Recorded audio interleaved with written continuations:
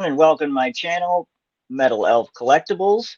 I am your host, Metal Elf, your elf host with the most, and tonight we are concluding Action Fest 2026 on my portion of the channel with Kill Bill Volume 1 and 2.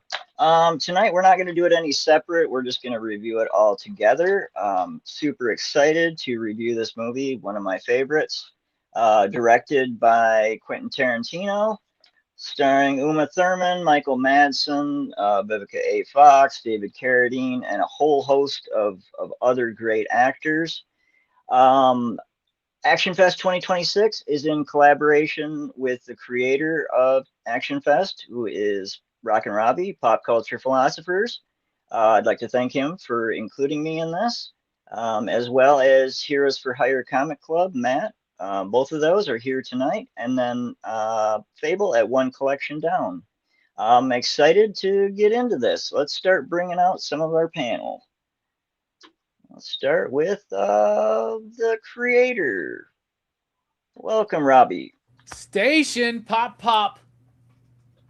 Station. Boom! It's Action Fest, y'all. It's the most explosive, most bombastic Action Fest ever. Chad, thank you so much for joining us this year. Super excited to be here to talk about Kill Bill. I have never watched I've never watched both movies together, right? Like, I actually watched the whole bloody affair cut, right? Because this was intended as one movie. Dude, I'm so excited. I haven't seen this movie in years, man. What a great pick. Awesome.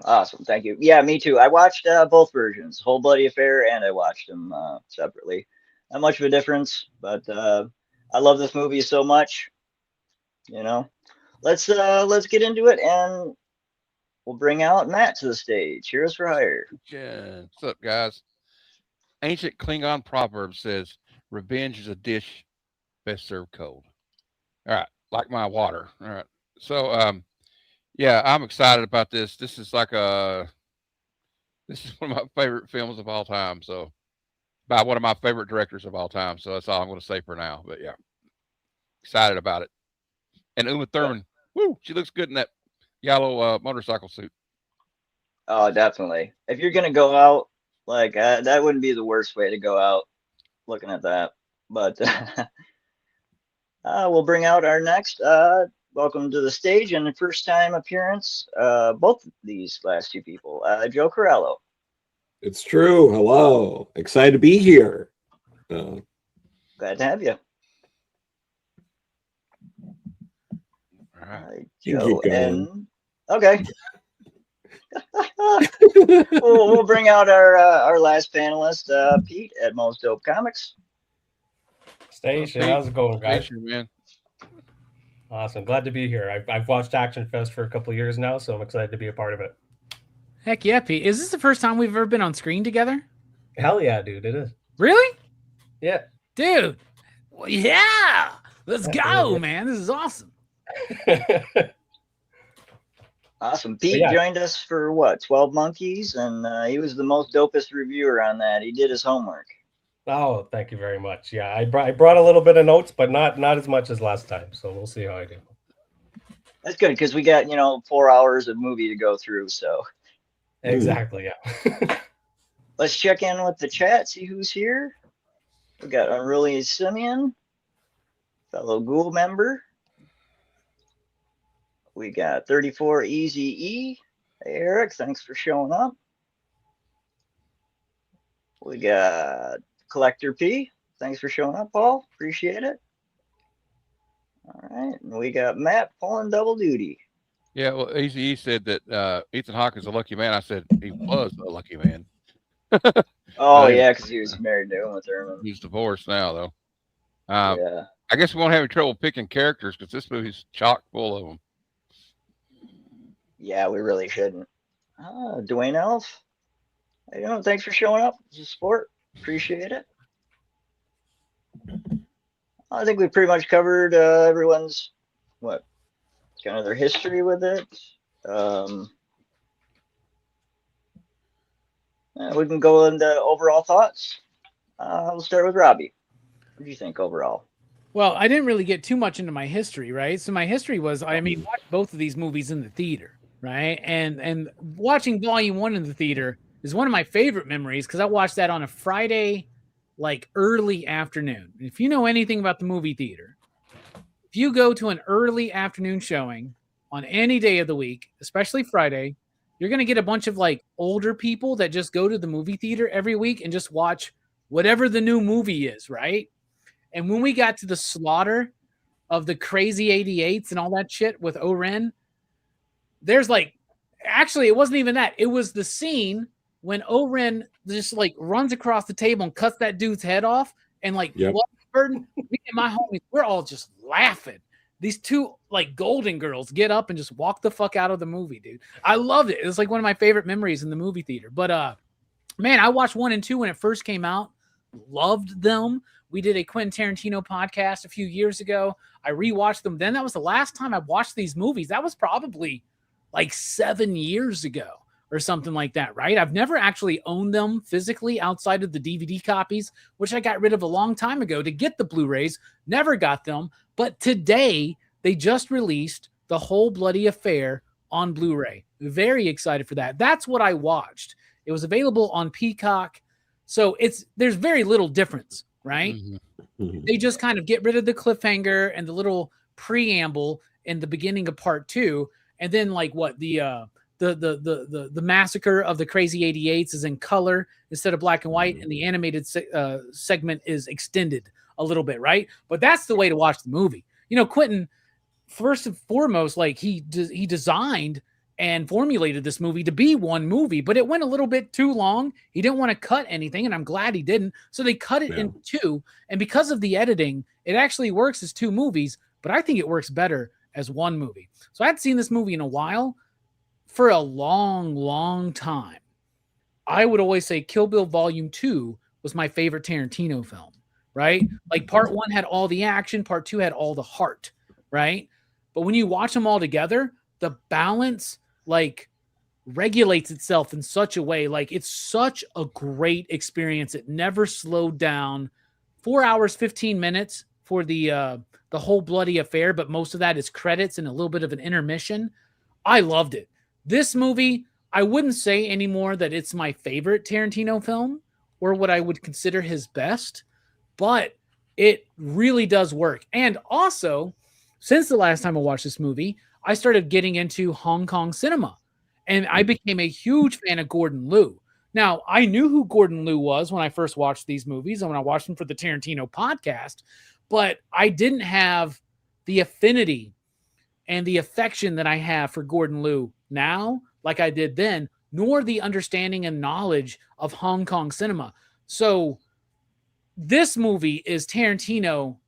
Like a lot of people are like, all Tarantino wants to do is just basically throw homage. He's like basically making a mixtape or something like that, right? Mm-hmm.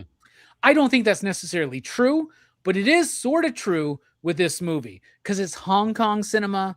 It's like Japanese Kurosawa samurai film. It's like Sergio Leone Western. So it's got the best of all 3 worlds all mixed up into a brand that is uniquely and solely and definitively Tarantino-esque, which is now a word, I believe. So I love this movie. I think it's great. Brilliant performances all the way through. And this time, this is the first time I watched the movie since I've seen Lady Snowblood. So now when you have the whole like confrontation with Oren, I'm like, oh, I completely get this now. You know, it's like when I watched Le Cercle Rouge and I was like, oh my God, every heist movie I've ever seen, even The Sting is pulling from this movie. And you saw those prototypical shots.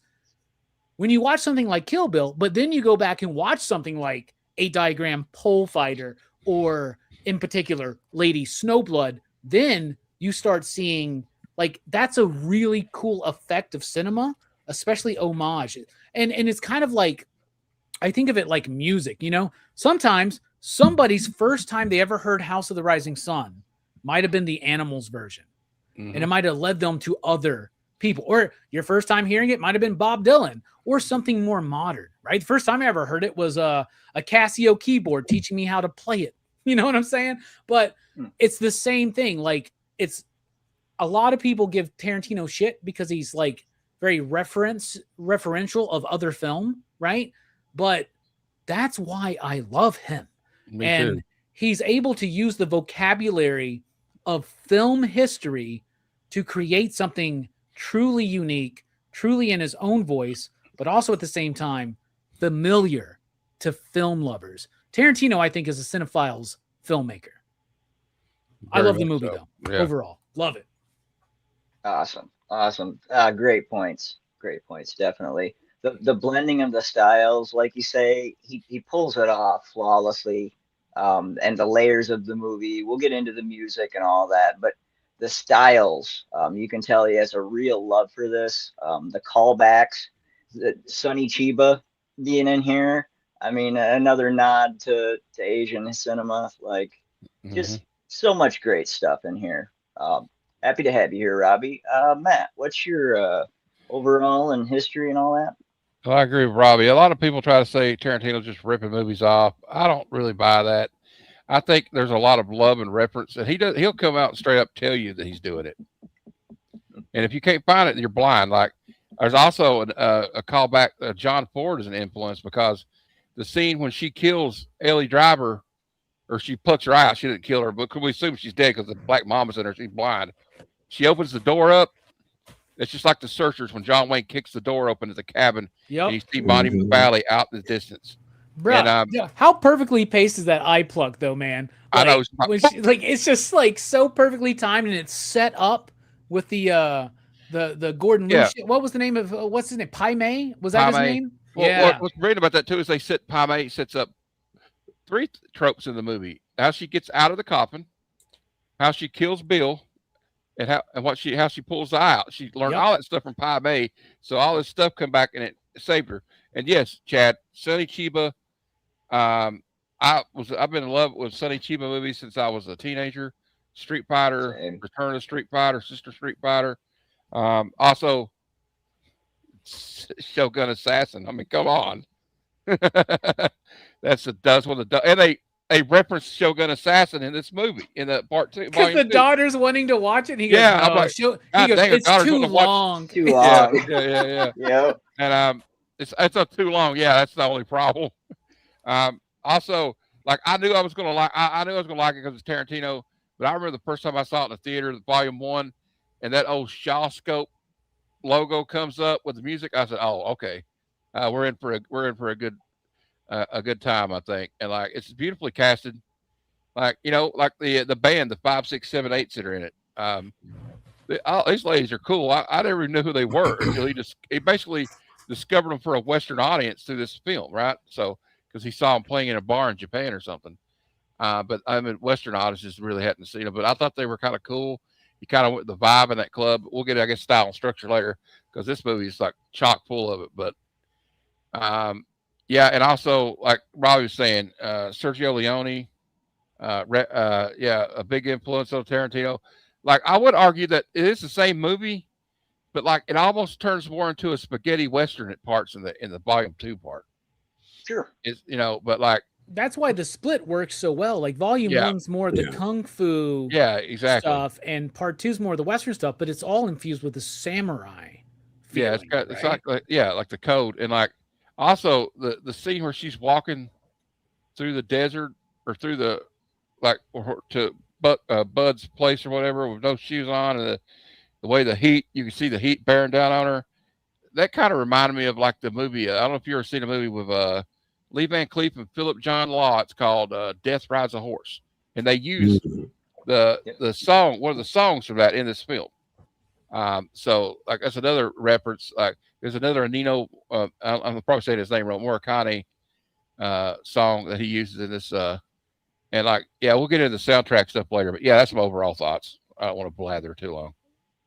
Awesome, great points, man. Appreciate you being here and illuminating things as well. Look who we got. Another collaborator station, Fable. Glad to have you here, homie. Yippee skippy. Yippee skippy. All right, Joe, your overall thoughts, please. Yeah,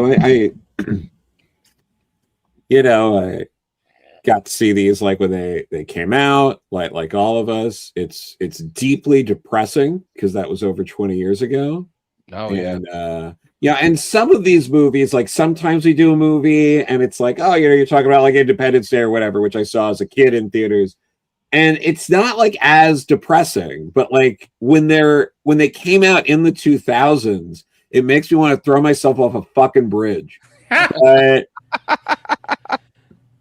But it's like only 10 years difference, but knowing that you watched it as a kid versus watching it as a grown-ass man, that's the difference. It really is. Like there's something about like, oh, I was a kid when I watched this, it's whatever. But what's like, starting to happen to me now is they're doing anniversary editions of movies I watched when I was a kid, and the anniversary editions are the 40th anniversaries, and I'm like, yeah, man. Yeah. They did Transformers the movie 40th anniversary. I'm like, oh my god. I know. Next year is the 40th.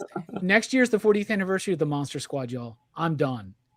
Yeah, no, this is fuck that. This is just that sucks. But no, I love like the wuxia influence in this, obviously, and yeah, the wuxia spaghetti western, like 70s anti-hero movies, like all of that in this. I mean, and Lady Snowblood, great. We can go even further back to Red Heroine. I highly suggest if none of you have seen Red Heroine, it is one of the earliest examples of a female kung fu sword fight revenge story on film. Came out in 1929, silent era Chinese film. Oh shit. And it's got all of that, like, she trains, she gets mystical sort of sword fighting powers to get revenge on the people who came and wiped out her village. And it's phenomenal. I love it. Obviously, it's of its time, but like I fucking hate that we do that shit. It's like the amount of times like you got to tell people like this movie that came out from the 70s, just a heads up, it came out in the 70s. It's like, yeah. I feel like such a fucking prick every time I got to say shit like that. It's like, but no, it's a phenomenal movie. I have to imagine Tarantino saw it at some point, because you definitely see some of that in this. It's a long and I mean, Westerns go back to the silent era too. Like a lot of this goes back really far. Mm-hmm. Tarantino's very aware of the long tradition in cinema. I think based on his love of The Matrix, I think Kill Bill in part exists because of that first Matrix movie. Oh shit, yeah. Because that is another example of a wuxia fusion movie. Is it the same choreographer? Or is it a different person? Yeah, they had the what's the name of that fight team that he used in that film in the first one? I'll look it up. Keep going, y'all. No, but yeah, it's so like and knowing that that was one of Tarantino's favorite movies of the 90s was that first Matrix, like the timing and all of that, I can see, like you can see like someone like Tarantino like watching a movie and being like, I love this, but I want a movie that feels more that's wearing it a little more on its sleeve, or is a little more like, instead of covering it with sci-fi paint, let's just be what it is. And I really appreciate that about this movie. The homage to the anime thing is an homage to Go 13, the professional, I think is what he said. That makes also sense. Real quick, Wu Ping is the fight choreographer here. He was the one who did the first two Matrix films. Yeah. Actually, the Matrix sequels. He did the Matrix sequels, and he did Crouching Tiger, Hidden Dragon. Oh, he did all three Matrix films. Never mind. All three Matrix films: Fist of Legend, Crouching Tiger, Hidden Dragon, and of course Kill Bill, Volume 1 and 2. Yeah, same guy. Yeah, that's cool. No, that makes a lot of sense. It shows. But yeah, I can stop there. Other people can talk about this movie. It's a panel. So. Okay. Yeah, great points, Joe. I like that you brought up the depressing part of it. It kind of reminded me of when I first heard that Nirvana and the Black Crowes were on the classic rock station. Like that's when it kind of hit me. Like when the music of my teenage years is considered classic. Also, in the 80s, they're considered golden oldies now. Bro, there was a moment in the late 2000s when MTV was still a thing, and they had MTV they had like a hip hop version. I think it was called MTV Jams or some shit. Yeah. And I was on there, and they were like, they did this show where you would vote for a new school video versus an old school. And for their old school hip hop, it was "My Name Is" by Eminem. And I was like, get the fuck out of here, man. That's not old school. But I know what you're saying. The first time I heard fucking Stone Temple Pilots on my classic rock, like where we would normally hear Led Zeppelin, Pink Floyd, Foghat, Eagles, some bullshit like that. All of a sudden it's Stone Temple Pilots. Now they play Red Hot Chili Peppers on that channel. Get the fuck out of here. Green Day? Nah, man. Green Day is not old people music, is it? It is, man. I remember when we were all hip, like when Pearl Jam was out, they're like, we're all hip. Like my mom's like, what's a Pearl Jam? And now it's like, they talk about this now. And I'm like, they'll say some new band. I'm like, what the hell is that? Bruh, I work with a bunch of 20-year-olds and they remind me every fucking day how old I am. So there you go. How do they do it? Do they just go like, I don't even notice I have a lower back today? They literally will come up to me, Joe, and just go, hey, Robbie, you're fucking old. Oh, damn. Brutal. You're so cringy talking about gremlins all the fucking time. Who knows what a gremlin is? They're calling you like, I was so somebody said, y'all are a bunch of boomers. And we're like, I'm not even 50 yet. What are you talking about? Bro, you start talking about video games, and I go, "Is that on Super Nintendo?" Yeah, I'm like, they out here being like Robbie's Chopped. Yeah, they have called me Chopped. They have called me Unk. Oh, of course they called you Unk. Yeah, Unk is not good apparently. So no, Unk is bad. Chopped's bad. If you're cooking, it's good, but if you're cooked, it's bad. I've been cooked. Bad, yeah. I've been called. I've been said. They've said I was cooking. But then within the same breath said I was cooked. So they're an unforgiving. Their new favorite thing right now is they like to go onto my office computer and find a picture of me from YouTube, like a YouTube thumbnail or something, and change me with using AI. By the way, they all hate generative AI, but they use it every day to make me a literal dickhead and put it as the screen on my fucking computer. Today they were actually a little bit better, and they actually turned me into Swamp Thing when I came into work today. But it's their new bit, man. Is to make me like last time they made me bald and frowning, made me very sad and bald. I don't know what that bit was, but I have a wonderful head of hair. It's award-winning hair. But anyway, Pete should talk about this movie. I'm sorry. Yeah, you should be very proud of that at this tender age. I don't want to make it any worse than it already is, right? No, look at this. Look at that. Look at that. One of these 23-year-old fucks that makes fun of me all the time, by the way, I can literally count the hairs on his fucking head, dude. There's like 68. Well, people think I'm bald too because I wear a hat all the time. But no, I got a. He sounds chopped. He's the chopped one. You should tell him that. Like, no, I'm not chopped. You're chopped. Keeping this one on because my male pattern baldness will start showing. So hold on a second though. When Matt took off his hat, you look 20 years younger, bro. You look like Jigsaw when he put on that fucking backwards cap in that Saw movie, man. Fable says, just tell him you have more followers than them. That'll show him. I'll show him. I do. I do go. I got like 6 million views on YouTube, bitch. Shut the fuck up, man. So there you go. And then they go, it took you 40 years to get that, is what they say. So wow. That's pretty good. Now here you go, Robbie. Next time really fucking clever this generation. Robbie, next time you have to give me a hard time, tell them at least I know how to write in cursive. There you go. Oh, dude, I can't tell you how many times somebody called me from work being like, hey man, this guy's here asking for a check. What the fuck am I supposed to do? Go ahead. I'm sorry, Pete. You're right. Let's segue to the youngest of our panel.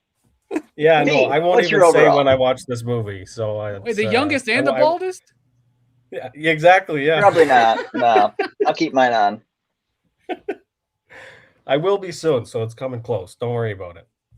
But no, overall, love this movie. It's fantastic. But like the thing for me, it's also fresh and original because I have no idea what they're homaging because I'm way too young for everything. So it's like, for me, I'm just like, this is the fucking coolest shit I've ever seen. And the fact that he mixes the genres of movies, like Dodo. Is he doing the I bit? think we got a freeze. No. That's a really good Oh, bit. He no. even made his hand look blurred, man. Look at that, dude. I love that we kept interrupting him, and then this happened. Yes. That's true. We got better Oh, at there we internet go. than you, There young he is. buck. How about that? I'm back. We're good. Okay, yeah, but the blend of spaghetti western, anime, martial arts, kung fu, samurai movies, like it's so cool. It's so original. I've never seen anything like it where they blend that many different styles. And like back to the hate that he gets, I think the hate comes from the fact that they don't think that he's original enough to come up with his own ideas. But I don't really think that that's where his skill lies. I think his skill lies in his ability to see where there are good ideas and pick them apart and then combine them into his own and then create new ideas based off of those. Because like he said, like he's very open about the fact that he steals from other movies and he just doesn't give a shit. And I think that's where his particular skill comes from, is that he's able to look into these movies, pick apart the best parts, and then combine them with other parts to make something original like this. He's a movie that was savant. really something that I Yeah, noticed. he's a movie savant. Well, and it's Yeah, the difference yeah. between a swipe and an homage. Yeah. Right? Yeah, There's a big fucking difference. And a lot of people, for instance, in the comic book industry, have been accused of swiping another artist when they're literally homaging the generation before. And I feel like Some Tarantino shit shows like so much respect with his work, and I feel like you can see that within the shots and the way that he focuses them. And like he'll say it in interviews, he'll say what movie it's from, who directed it, everything, because he could, and it's like right off the top of the dome. That's insane to me. He's just like, he's got that eidetic memory where he can just pick it apart right from his brain. Like I got a sheet right here and I'm stumbling. I don't know how he does it. It's Yeah. great. He was on Jimmy Kimmel one night, and Jimmy Kimmel was reading the box, the back of a VHS box, the synopsis, and he guessed every one of the films. Yeah. Without Yeah, telling what that's- the movie was that's great. called.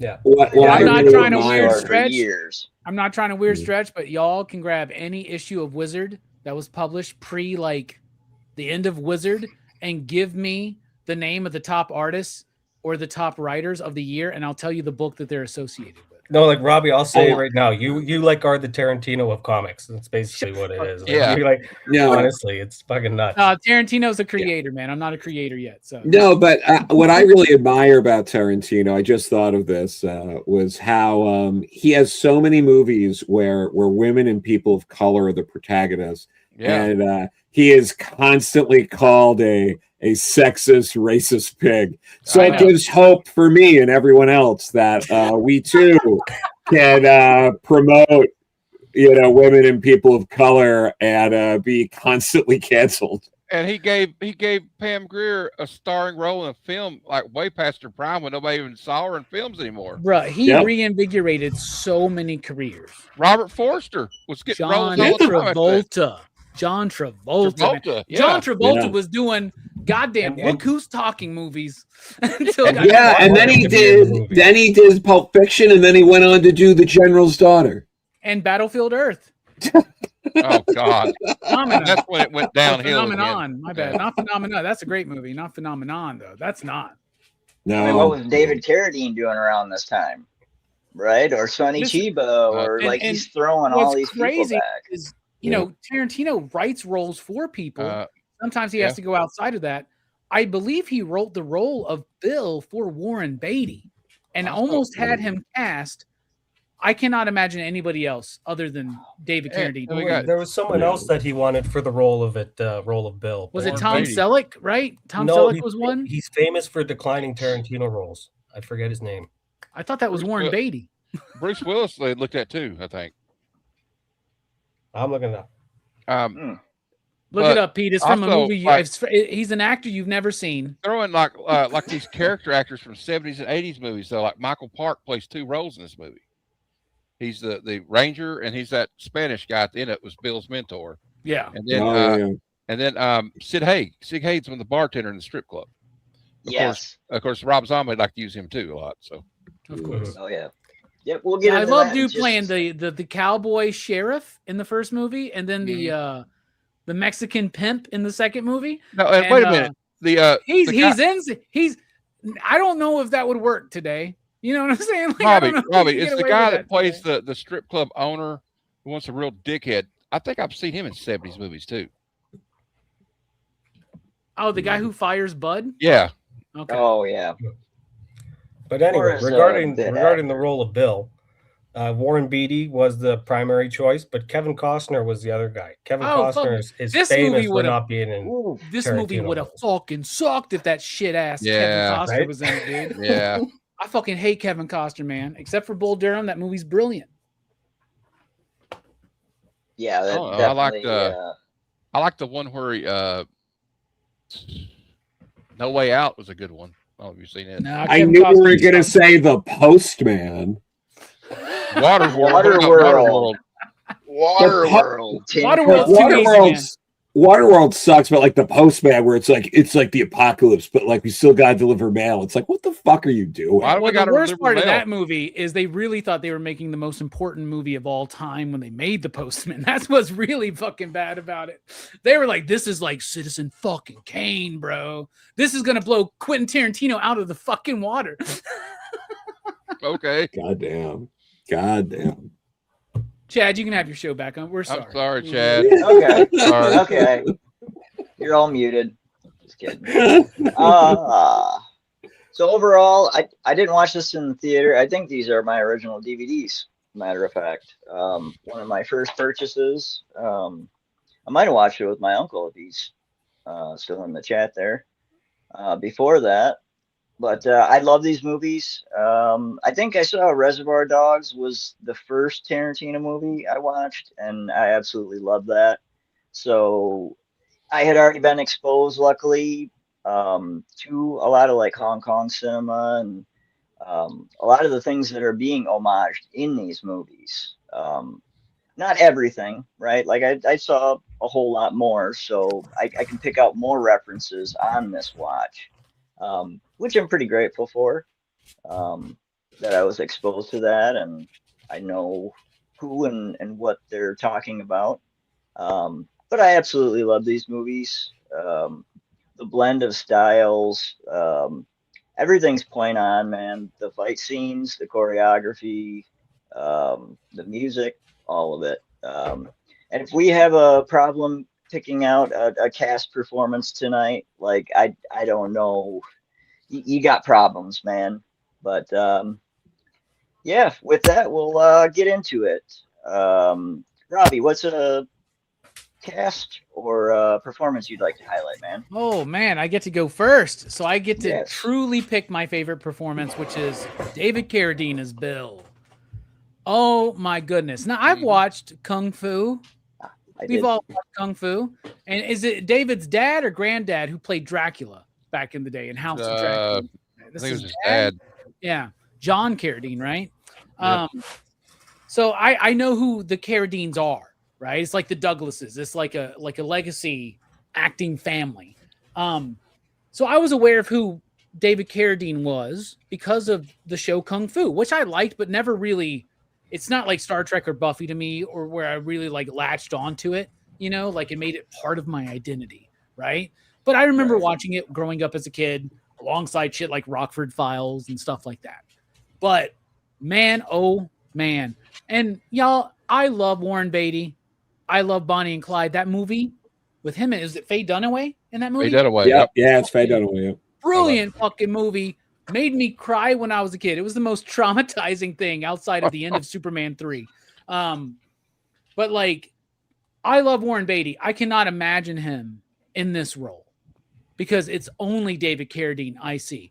The way he is so soft-spoken, the way he delivers Tarantino's dialogue. Tarantino has a very stylized, branded version of dialogue, right? Mm-hmm.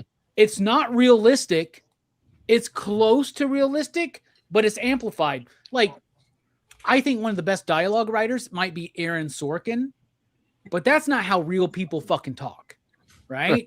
There's like a difference. Like even if you look at like, I think early Kevin Smith, his strengths were dialogue, right? Like in Clerks, but that's not how people fucking talk. Kevin Williamson, look at Dawson's Creek, great dialogue. It's not how people fucking talk, right? With Aaron Sorkin, watch West Wing, watch Sports Night in particular. But there's this witty back and forth. It's kind of like early Brian Michael Bendis, right? And I love Tarantino's dialogue. But you have to have the right actor deliver it. Because if you don't, it's not going to work. And Tarantino, for the most part, has a pretty solid line on casting. Even if it's not his original pick, he knows who to put into this role. And they know how to make this, or at least Tarantino knows how to direct this person into fitting the role of the character that he wrote. I don't know the ins and outs of what happened with him and David Carradine and how they came up with Bill and his delivery and all that shit. But David Carradine is brilliant because they spend the whole first movie, they third man this shit, right? Where they spend the whole first movie talking about him. We don't see him. We don't see him until the second part of the film or the second movie. And when we see him, usually third man syndrome, you mention a character and then show him to like amplify his entrance. But with Kill Bill, Tarantino does the opposite. He mentions this legendary character and then he undercuts it. And it's undercutted by the subtle, quiet performance of David Carradine. One of the most deadly killers in the world. But man, you spend that whole first half of this movie wanting this dude to die, and then when you see him, you kind of get mesmerized and seduced by him just a little bit.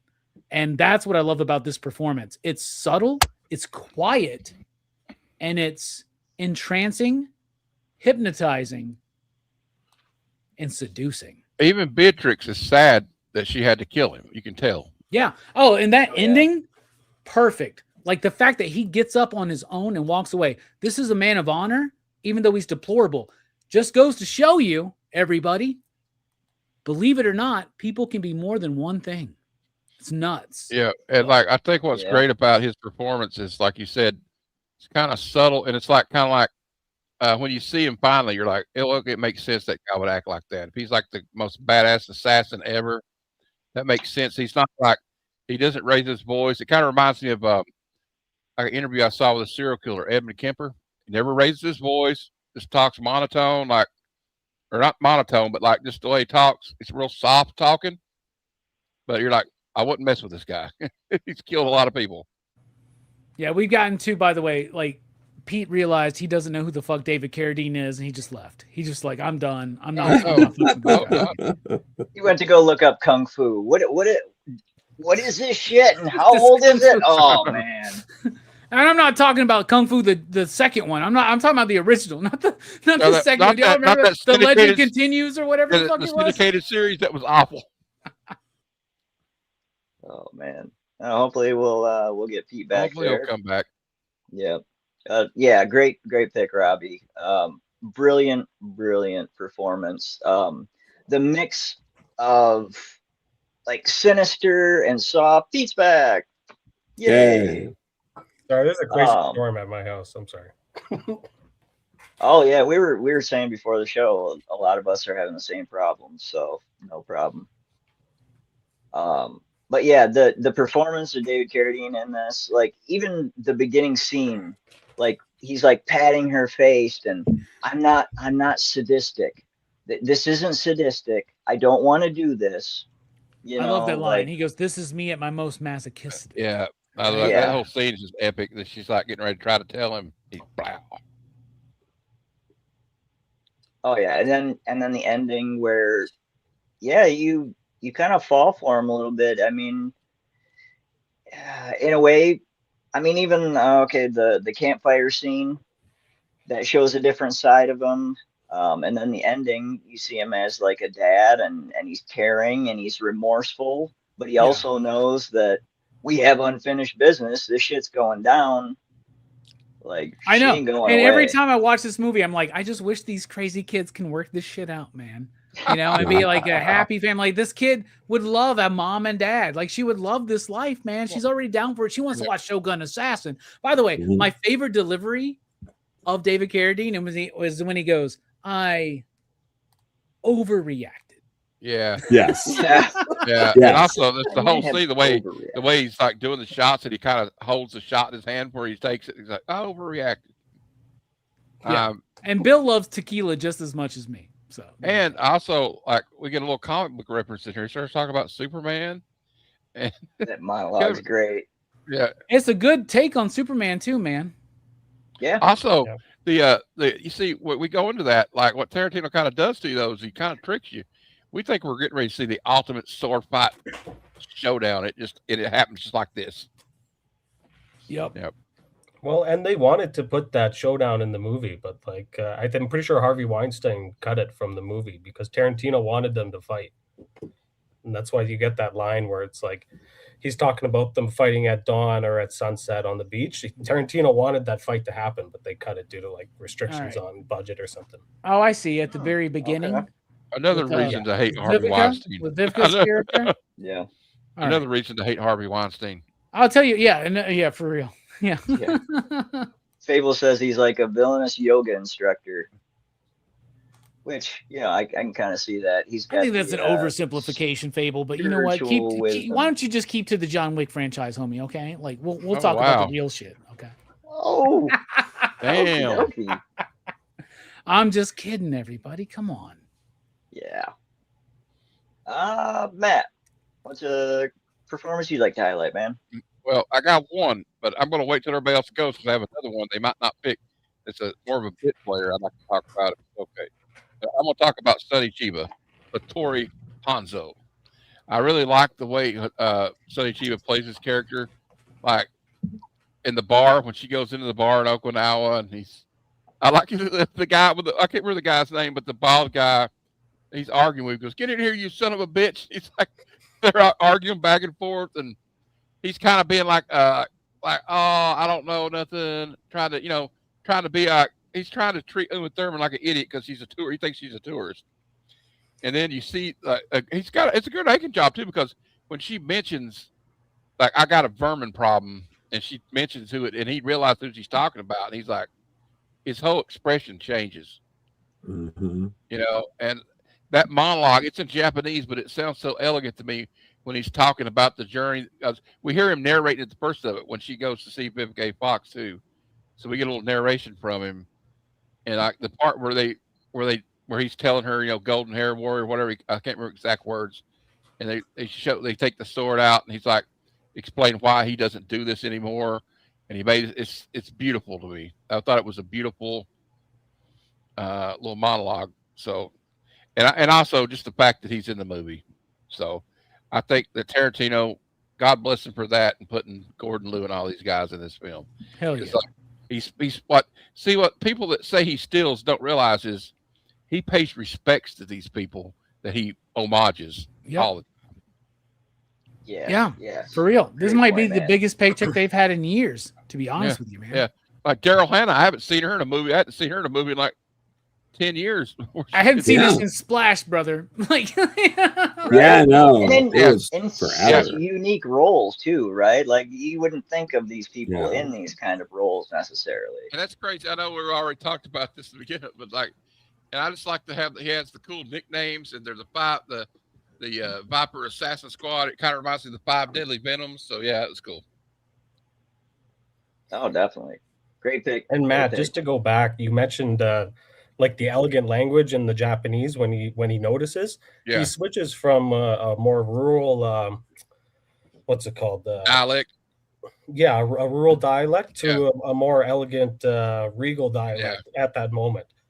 And like that's just like a little thing that the character does in that moment. Yeah, he's playing the fool at first, right? Yeah, he's like playing a character, and so is the other guy, and then it becomes serious, bro. And like the other guy too, when he's bringing the sword out, you know, and he holds it and he pulls it out of the scabbard, his friend, his assistant looks like he's about to cry because Hattori Hanzo had said he would never make another sword to kill somebody. Yeah.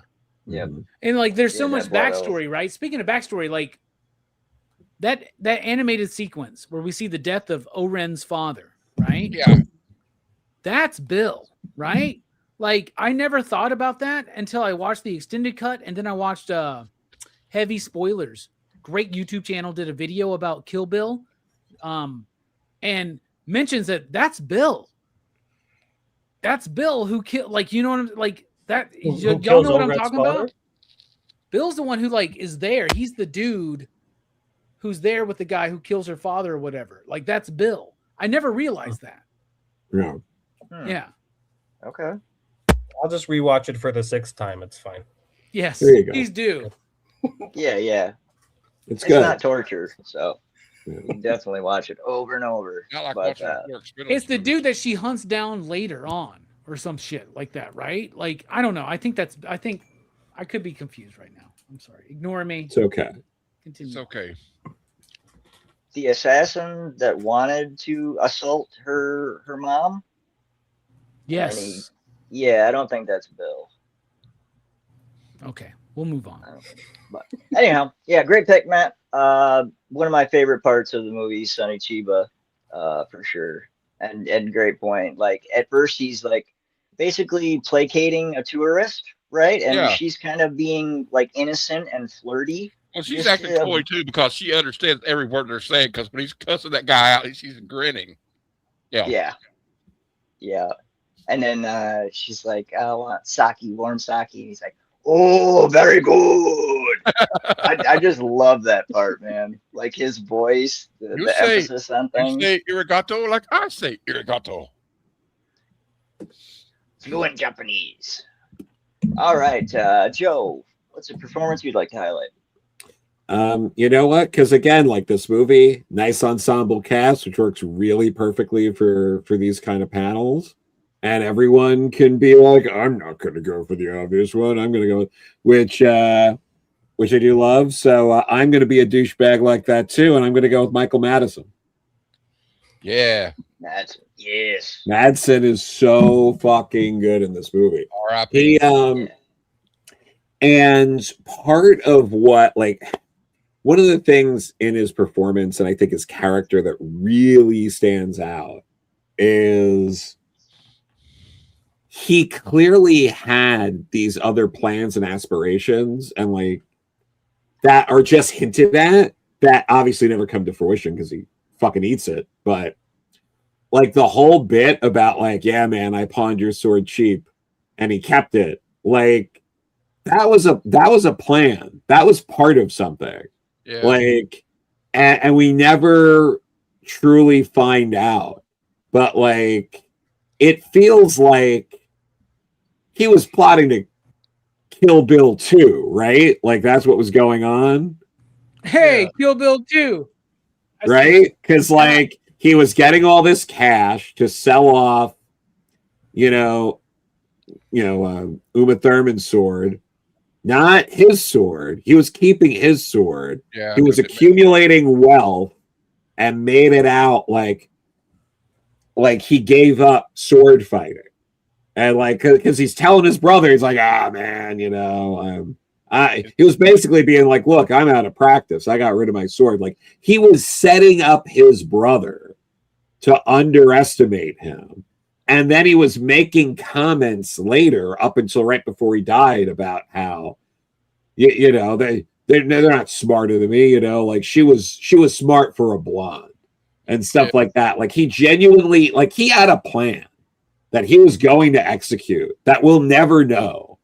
And I fucking love that. And I think that's incredible. Joe, that thing he says to his brother when it's like he sees both sides of it. He's like, she deserves to get her vengeance. And we deserve to die.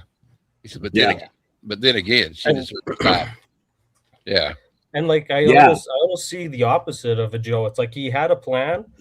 Mm-hmm. Like his whole life is like he had a plan, but it never worked out. It's like did he have a plan? He just never really saw it to fruition. Oh, he had a plan because he took down the bride, right? Like he took out the bride. Nobody else did that in these movies except for him. Yeah, But that's exactly his, right. but his Came back. downfall was just the happenstance of the snake. But she with came what's- back. So my point is that he just doesn't see all his plans to the end. He was really- doesn't always go one step further to make sure that his plans are accomplished, and that's why he's at that point in his life. That's why he's in the trailer park. That's why he's working at that shitty job, because he's not as driven as Bill was, because Bill was that next level figure that was. I see what you're saying, but I think that's all intentional. That's what he wanted his brother to see. I also believe there's an element that it was of intentional him. for him to want to do. Yeah, that he was trying to take out his brother, so he was making himself like, "Ooh, you're not going to see it coming." I don't think he wanted to take off that hat, man. I don't think he really wanted to do that. I do think why would he pretend that he pawned the sword when he didn't, though? I do think that there's an element. I think deep down he wanted to hurt his brother by telling him that, but at the same time, he still has those feelings for his brother with that sword. It was etched with his nails. It's like, "I love you, man. I'm your brother," or whatever it said. Yeah. He still has those feelings, but he doesn't want to show them. Yeah, I'm right there a little bit with Matt, or with Pete. I think that Bud didn't want to admit that he has like this affection for his brother or for this past or whatever. But I do think that he does.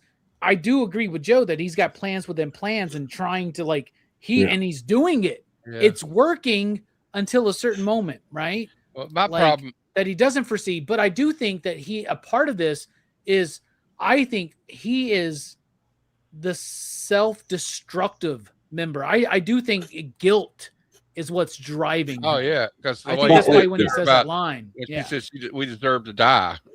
Yeah, because he knows what kind of life they live and what they did to those people that didn't do anything to them. Like, there's this weirdness. Weirdness is the wrong word, but like part of why this movie works in a weird, twisted way is they all love each other. Like they do. They clearly, every one of them, or at least has respect each other. Well, that's the thing. It's like they have it's love in the way that he loves his brother Bill, like that kind of like camaraderie. We've all been in the shit together, and like they all have this like extreme respect for each other, and they're not like happy about killing each other. Oh well, like Ellie says, like one of the greatest warriors ever saw died at the hands of a shit kicker like you. Yeah. Yeah. You know, he's really upset about that. And another thing that's interesting though to me is like, as much as he probably worked with these other Daily Venoms, you think he would not know better than to trust Ellie. I would have been like, "Hey, why don't you open this case and show me the money?" They set it up real quick because it's like right after he's basically like she's smart for a blonde and she's also a blonde, to set up how he doesn't think she's capable of outsmarting him. And yeah, rather genius actually when you think about it. Yeah, what a great performance too, man. Really, really good stuff. Oh yeah. Great pick. Michael Madsen, even if he's been in some real stinkers. Towards the end of everyone in this movie has. Yes. Yeah. He's also if you look at like the first half of the film or the first volume, the way they set up her fighting to the death with all of these people, and then the way his story winds up, it subverts our expectation. I know that's more style and structure, but that's another thing with that character that's so pivotal about this movie. Also, would you think that's an influence of the Game of Death? The way she does wear the yellow suit too, like she's fighting to go to different. Like, well, that's another thing. Tarantino gets called out for there's a scene in Once Upon a Time in Hollywood. We all know it. We all know the lore. We all know the story. We all know the reasons. But like that scene, everybody's like, "Oh, he hates Bruce Lee and this and that." Bro, this movie is a love letter to Bruce Lee, man. It's not just your suit, man. It's like there's so much in this movie that is a love letter. Yeah, I know Bruce Lee's daughter was not pleased with that, but it is what it is. Yeah. Well, Bruce Lee's daughter's job is not to be pleased with anything involving her father unless it's approved by the family. So yeah, that's a good point. Mm-hmm. Yeah. Also, though, like the thing is that Cliff Booth, it was a certified badass himself, and he had like 100 pounds on Bruce Lee, so that might have. Also, it's based on a real thing that happened with Judo Gene LaBelle, because Bruce did not have any respect for American stuntmen, and he would really kick them and shit. So they had to bring Gene LaBelle in one time to like kind of like say, hey, That's the whole story that fucked up Tarantino too. based that fucking scene on, and everybody like gets up in a roar about it. Yeah. right. But watch this movie, man. It is there's so much Bruce Lee that's influenced into this movie, man. Well, maybe if Tarantino wasn't a racist sexist, they wouldn't have to. Because you got the jumpsuit, but you even have like all the crazy 88s are wearing a Kato mask. Yeah. That's intentional, right? Oh, yeah. Yeah. Oh, yeah. They make the joke about it, and that guy in the Kato mask over there is yeah. By the way, my backup pick was going to be Charlie Brown. I don't know if anybody's going to pick that. I'm sorry. Charlie Brown's great. My backup pick. Well, I'll talk about it when we're talking over again. He's supposed to give his things. I'm sorry. Oh fuck, Pete's here, man. Shit. Oh, what's up, Pete? I'm sorry. Oh, hey guys, I'm back. I would just say one thing real quick though. Hopefully we don't lose you or you freeze.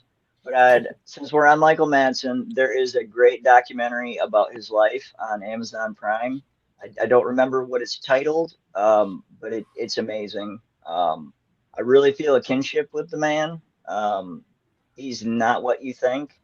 You know, like the machismo, like the roles he played, he was a very soft-spoken, intelligent, sensitive man who wrote poetry and stories and like cared about his family. It's great. I would check it out if you're a fan. I don't know the name of the documentary, but if I directed that documentary, it would be called Mr. Blondes Are as Smart as You Think. That was a good title. Good title. There you go. All right, Pete. Sorry to interrupt you, man. Go ahead. No problem. No problem. Real quick, before we speak. Lucy Liu, I know. Yeah, Lucy Liu, man. What a performance. Fucking she's like, I remember she's at the table. This is like probably one of the most memorable moments for me when she cuts off the dude's head. But like right after that, she has that little moment where she has like her short monologue. She's like, gets up there. She's like, if any of you have anything to say about my Chinese American heritage, say it now. Now's the time to fucking say it. Now's the time to fucking say it. Just the way she delivers that was next level. I absolutely loved it. And it was so, I don't want to say life-changing, but it just made me think of acting in such a different way. The moment I saw it, I was like, that delivery and that performance was just next level. I hadn't seen anything like it at the time. And then add into the editing, right? Where like that dude literally says all that shit. He's talking shit, blah, blah, blah, blah, right? He's doing all that bullshit. And then like all you see is like, you don't see her jump up. You see a patter of feet across the fucking little bit of pattern. Yeah. She chops. She's like Fred fucking Flintstone, like just fucking. I love it. Yeah, no, like the editing makes these movies. It's fucking, it's great. I absolutely love Tarantino movies, and that moment was an absolute send off for Lucy Liu for me. That was really, really great. But yeah, and like my first time seeing her, I had no idea it was her at the time because I was so little. But like Charlie's Angels, Rush Hour 2, those were two of like my favorite movies when I was a kid, and like I watched them all the time, and she was in them. I was like, that's great. I don't like this Chicago anymore, man. Chicago's he keeps saying like when I was a kid watching Charlie's Angels, and he's talking about the movie, not the series. Not the series. Sorry. Yeah. You know, you say Charlie's Angels, but I actually thought that watching this, like, there's almost with the Bill character kind of a Charlie, right? Like he has this group of assassins. Like Michael Madsen's like Bosley. Yeah. So the Fox that's deliberate, right?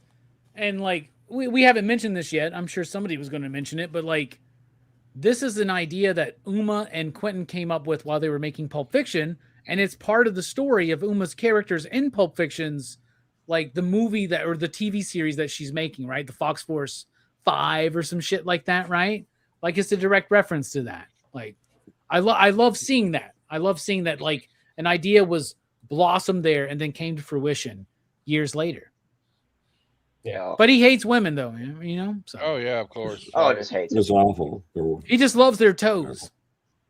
Although he really is fixated on Uma's toes. That's all. Everybody is only fixated with Quentin Tarantino's of love of toes. That's not odd for a man to be into feet. Not the only man okay, it's not an odd thing. Okay. He's not the only one. Let's just put it that way. Yeah. Everybody's got their kinks. But the Michael Madsen documentary is called American Badass. Nice. Now that he says that, I remember a part in there. He explains that the scene where they ask him to take off his hat was improvised. Apparently, if I'm remembering this correctly, Quentin Tarantino hated that cowboy hat. So he told that actor to give him shit. That's why he kind of stumbles through the line like shit kicker hat. You know, I think. But He really nailed that whole like coked out strip club owner though. He really did. Oh, yeah. Totally. With the marker, and he's just like here and here and here, like that Oh, do was. you work on Wednesday? No, I don't see you anywhere. Yeah. I watched this movie again. I was like, damn, I guess I need to stop that managerial like Right. Yeah, the next Call kid me that talks Uncle to Jim. Robbie, you just bring him into the office. You'd be like, when are you working next? Oh, That's what Yeah. I'm saying. Yeah. Lay the law down. Since no one picked her, I'm gonna go with Uma Thurman. Good choice. Yes, thank you. How could I not? I think you all set me up. Who would you So, pick? Uma Thurman. Oh, of course. Yeah, definitely. Oh yeah. Great performance.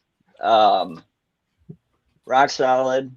She's got lots of different states, I guess, right? Like whether she's being flirty with Sonny Chiba or very intense with what was her name? Cottonmouth in the beginning, Vivica A. Fox.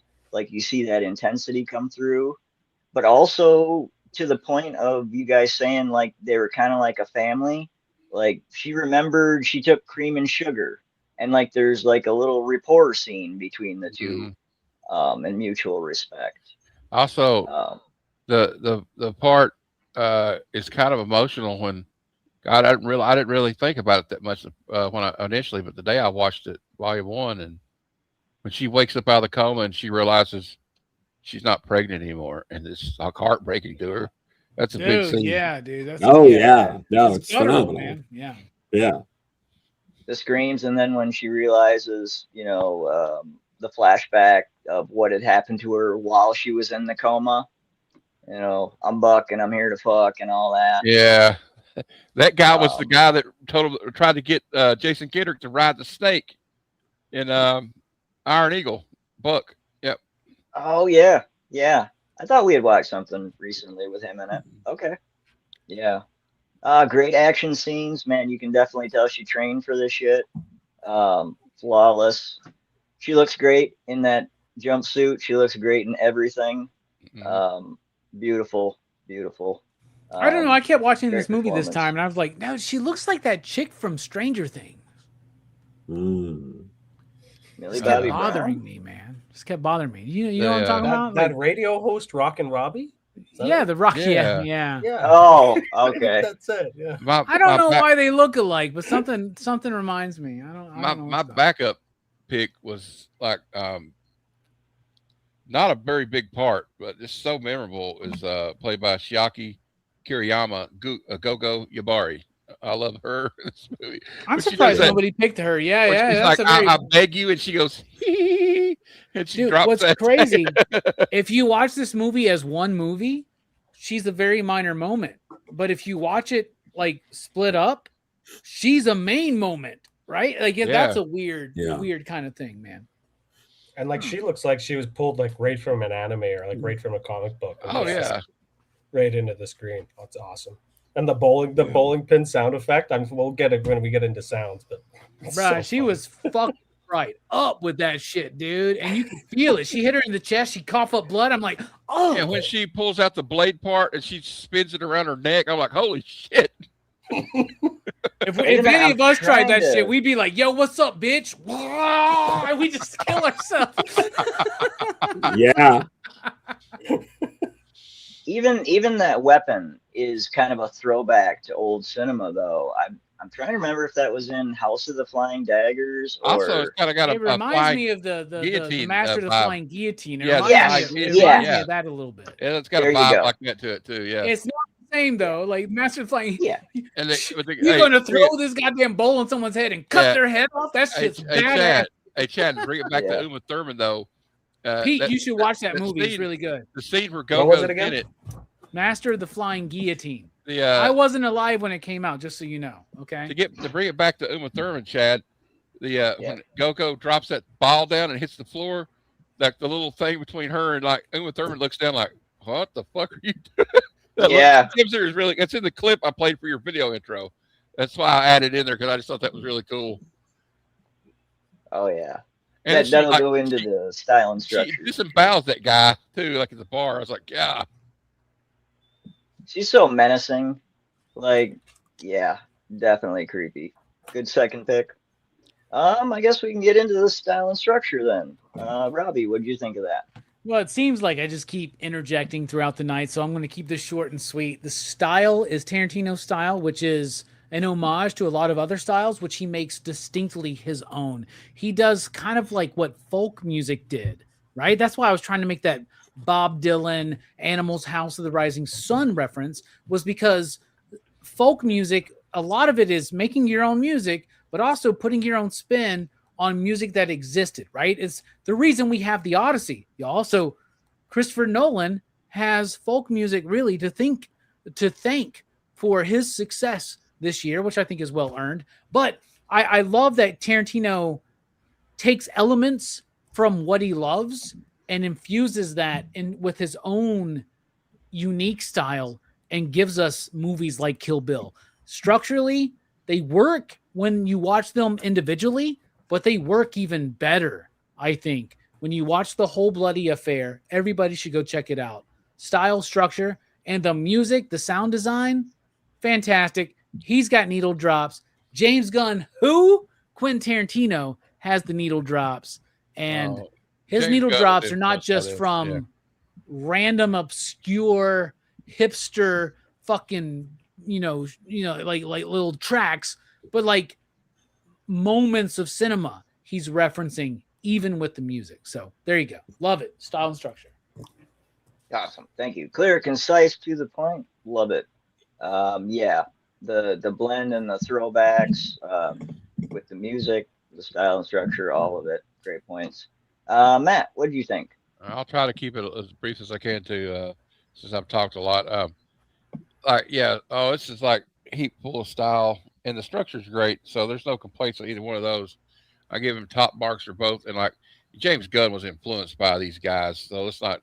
I can't imagine, because Tarantino is like one of the kings of the needle drop, and the soundtrack is like, I don't know what it's about Tarantino. I would say Edgar Wright too. Edgar Wright's got to be influenced by Tarantino for sure. Yeah, and like also like Tarantino's always had like a talent for curating perfect songs to go to a soundtrack.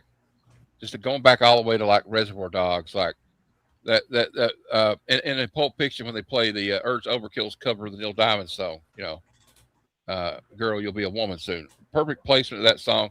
But in this movie, like you got that scene, which is so stylistic to me, is when the Crazy 8 are walking in front of over in Ishii down that hallway. You hear it, the way they're walking in slow motion.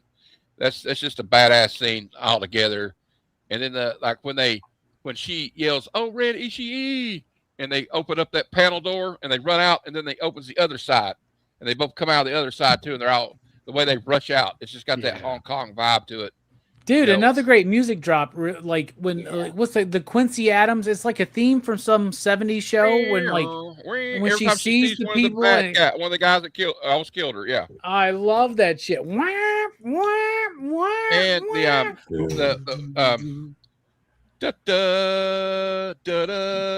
that's from Death Rides a Horse, but Morricone.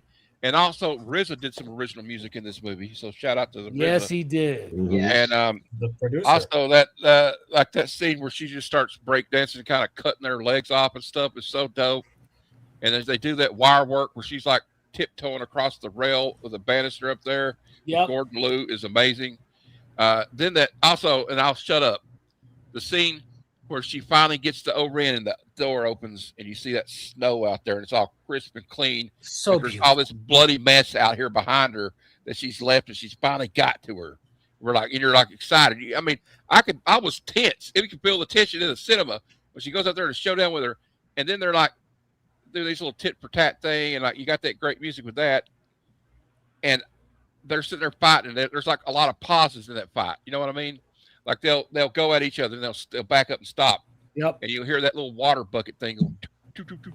Oh, that's a Kurosawa thing, man. Yep. I don't know. I just like little things like that. It's what sets Tarantino apart from other directors, in my opinion. And the tension in that moment, it's next. Like, I get goosebumps just talking about it. Like, it's so nice. Right before that moment, like, real quick, the dialogue is amazing. I spoke it on already, but another one of my favorite lines, and I'm sure this is a reference to something I'm forgetting or something I don't know. But when she's like, anybody who's lucky to leave with their lives, you're free to go. But leave your limbs that you've lost. They belong to me. That's and so badass. Sophie, you stay right where you are, she says. And she says it with such authority. Also, like, I'm going to go back to the soundtrack, because when they're getting ready to fight and they're like circling each other, and Ren pulls the sword out here, that like sound, it just gets it like intensifies like the anticipation of this sword fight. Like we've been building up to this sword fight the whole after she's cut through all these people, and then like also the end of it when like you hear that beautiful pan flute playing. I can't remember I don't know who does that, but you know that it's got that beautiful like pan flute song, and then Bill drops the bombshell. Does she know her daughter's still alive? Like, whoa! So that was cool. Like, I know it's better to watch together, but that was cool because it kept you like, man, I gotta watch part 2 when this comes out. So the cliffhanger. It's just a beautiful. I don't know. It's just a beautifully shot movie, and the flashback scenes with Jaime. And I'll shut up. Sorry, I'm sorry. You can tell me I love this movie. This is like I just get so excited if I'm talking about a Tarantino movie. I can't shut up. So there's so many great things to mention about this, especially the style and structure. You know, just style alone.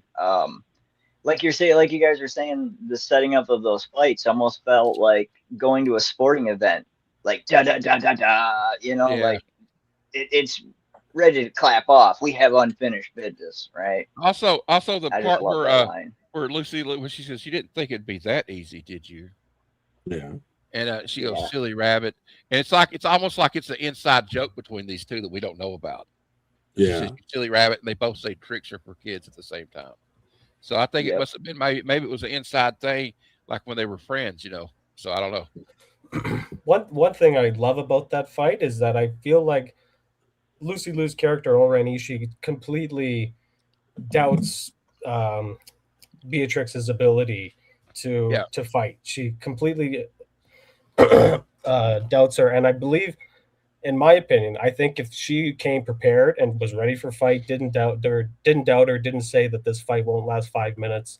If she came in ready and prepared, I think that she would have beat her, because they were so evenly matched to a point that I feel like if she had that upper edge and that advantage, that it would have happened. But just because that she gave her that doubt, that she was able to surpass her in that way. Yeah, possibly. I mean, she even doubted if the Hansel sword was real.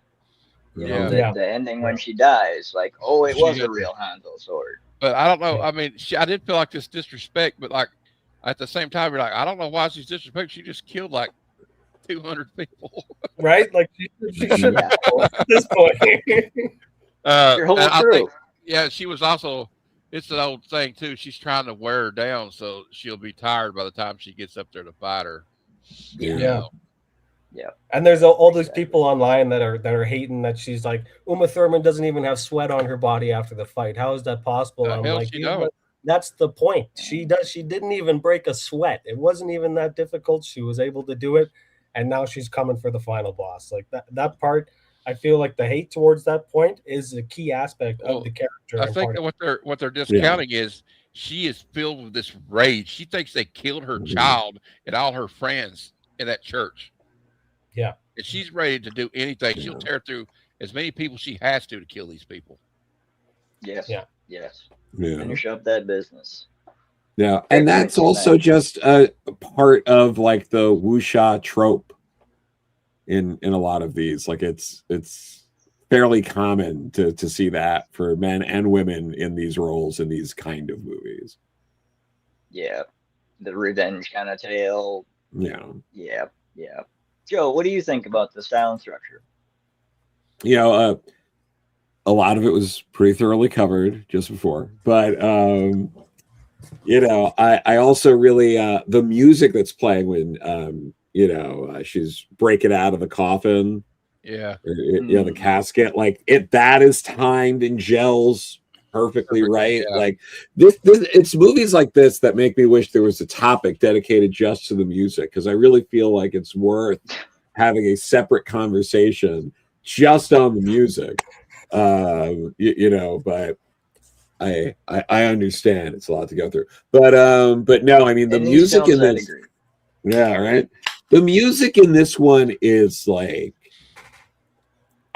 every time I watch this movie, I forget like how varied the soundtrack is too. Like it really takes you on a roller coaster through genres.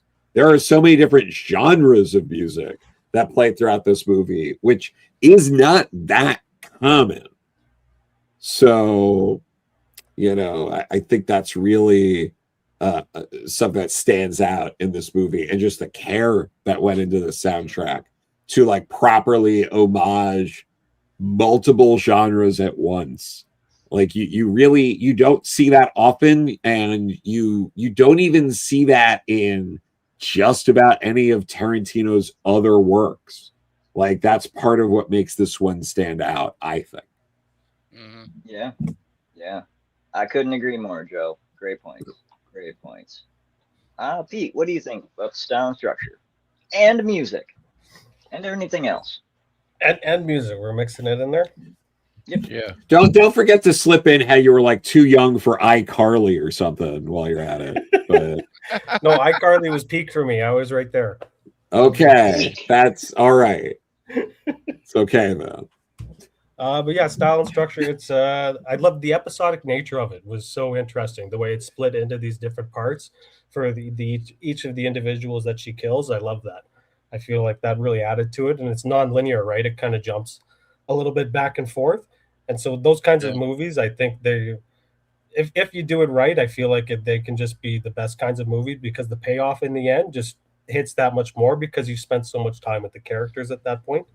The structure of his scripts is very much more like a novel than your typical screenplay. Yeah. Well, right? Yes. Speaking of that, I have the Pulp Fiction screenplay right here. It's very cool. it's very cool, but yeah, like, I love that movie. That's an Academy Award-winning book in your hand, sir. Be careful. Yeah, right. $5 at the comic store. Hell yeah, nice pickup.